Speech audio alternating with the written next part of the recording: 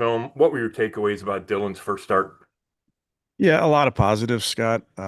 Obviously, can always be better, and certainly we as an offense have to be better and score more to help this football team. But for a young player in that environment versus that defense to take care of the ball, make the plays he made, I thought was a lot of positives with plenty to clean up, and that's what he will do, and that's the mentality he has is certainly to be a player that continues to get better week in and week out. And when you look at that last Vikings drive, the winning touchdown drive, what were the issues defensively that you saw? What could you have done differently? Yeah, obviously, give them credit, but we had a couple mistakes there, and guys played really, really, really well, and then kind of had one lapse there towards the end, and it cost us in that drive, which is disappointing. Our defense wants to be on the field in that moment, and I have no doubt that in the future we put them in that spot, they'll come through. Thanks. All right, next we will go to Dan. Hey, Kevin. I wanted to ask about that last drive, too. So I know you got asked about this yesterday with the timeouts. The first one specifically, would you have liked to have had that timeout called earlier? It felt like there were maybe 10 or 15 seconds that went off the clock before you called that. Yeah, obviously anything in those scenarios, Dan, uh, I want to make sure I'm putting the team in a good spot. If there's things that we can improve, we will. Obviously, the mentality was try to keep some time on the other side of it, but we can definitely be better there.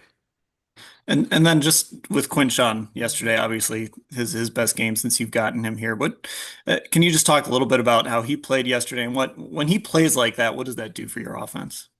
Yeah, he's a tough out. He's kind of showing us and everybody the type of player he is. Have to remember that he got here late, um, and has continued to get better each and every game. He's a fiery competitor, and he had a bunch of plays there. Obviously had one called back for the holding, and I understand why that was called, but he continues to make hard yards when there's hard yards we made, and then when it's blocked clean, as it was a few times yesterday, you see that he does have the ability to go. So a young player, again, that will only get better each week. All right, next we go to Tony. All right, I actually have 7 questions. Hopefully, some of them will be asked after my stint here. Two quick ones for Kevin. Do you believe that the left tackle of the Vikings false started on that touchdown to win the game? Honestly, it doesn't matter. I understand the question, Tony. I thought it live, but it doesn't Yeah. matter. Another question I have is, we've talked over the years of your head coaching job here, how you share input in game in hectic situations through the headphones.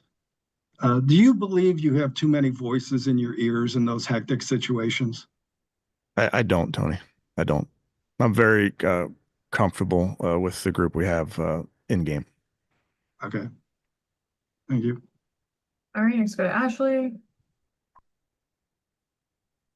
Yeah, Kevin, I wanted to ask about your guys' second to last drive, the three and out. Just given the way the Vikings were stacking the box against you guys, watching that back, I guess what did you think of how you guys handled that?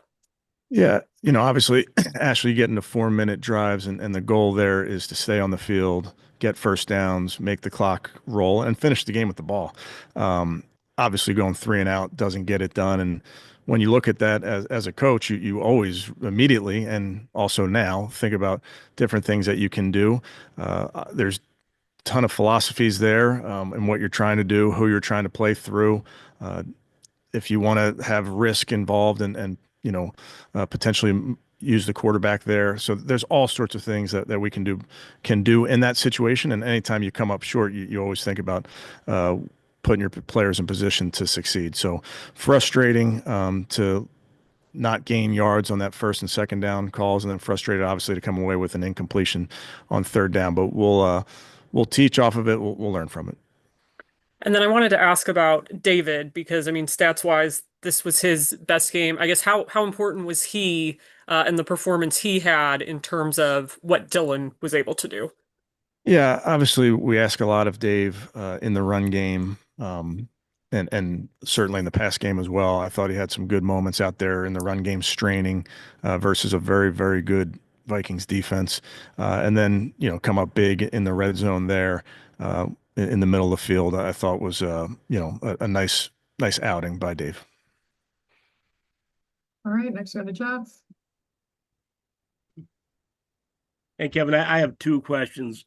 One, on those timeouts, did you think of consider not using them since the Vikings were down to one timeout and just forcing them to end up kicking a field goal as time was ticking off? Yeah, obviously, Jeff, you think about all those things in those moments.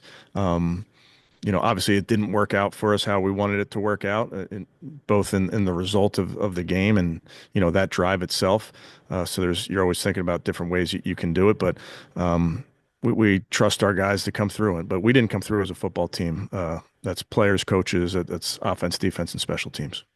And then secondly, did Dylan Gabriel show you enough that maybe he can start throwing downfield more to Jerry Jeudy and the other wide receivers?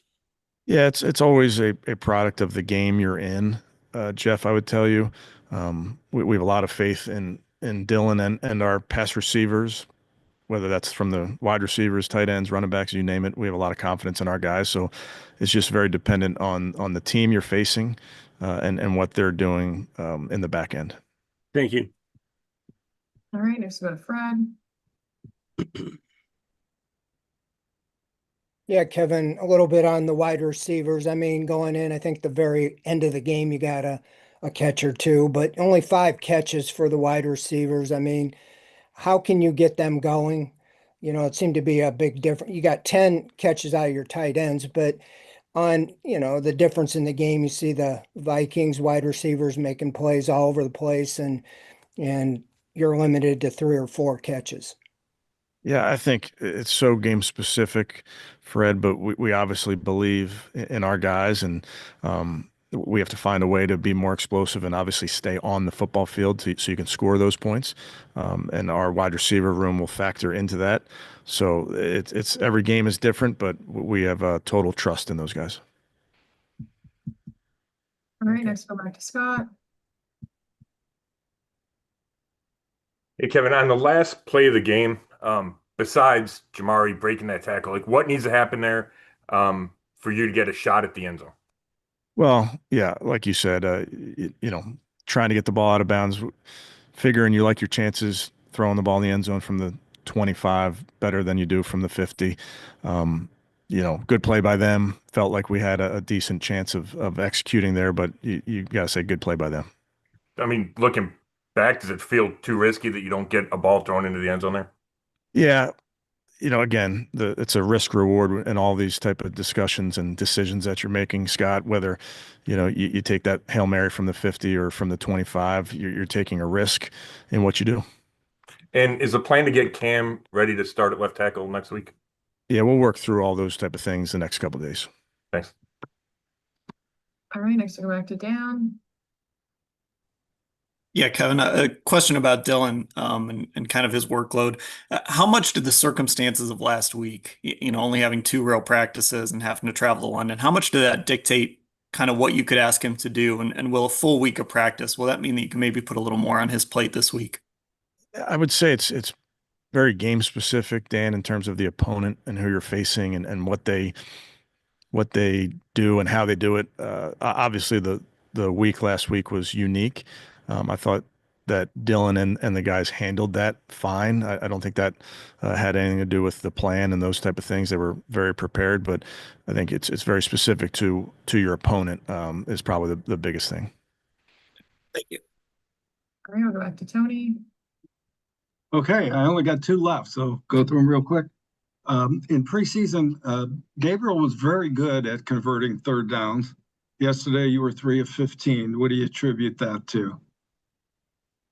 Yeah, I think each one you can probably talk through, Tony, and it's a combination of things. But I thought by and large, he was getting through progressions. There's things that I know he can do better that he knew when he was walking off the field. So he's got very good self-awareness and those type of things. But that was a very good pass defense that we were facing, both from a coverage and a pass rush standpoint. So I thought he did a good job of taking care of the football, moving in the pocket when he needed to. But bottom line is you have to try to find a way to stay on the field. And a lot of times it's your ability to be efficient on first and second down and put you in some manageable third downs that will allow that. All right, and this last one falls into the category of who cares at this point. But was anyone on the sideline aware that the 51-yard field goal caromed off the cable? I was not aware. I'm not sure if anybody else was. I was not aware. All right, thank you.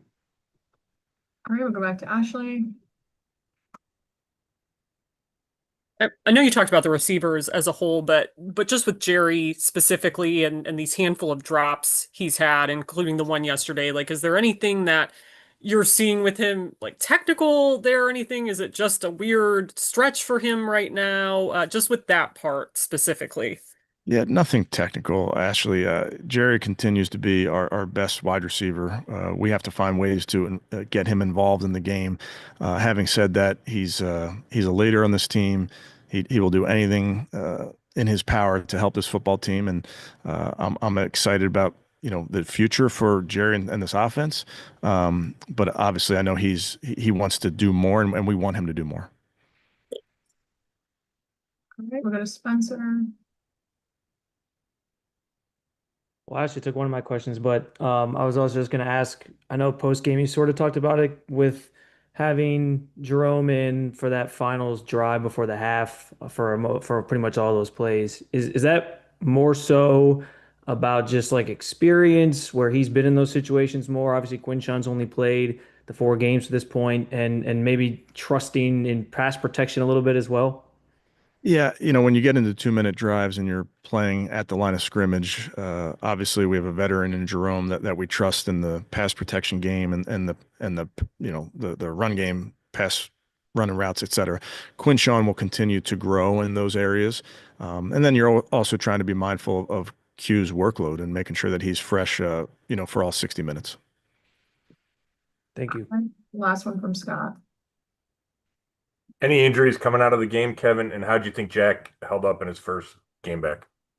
Yeah, some guys banged up, but feeling good about, where they are to start the week out. And then I thought Jack held up real well, performed well in his first game back.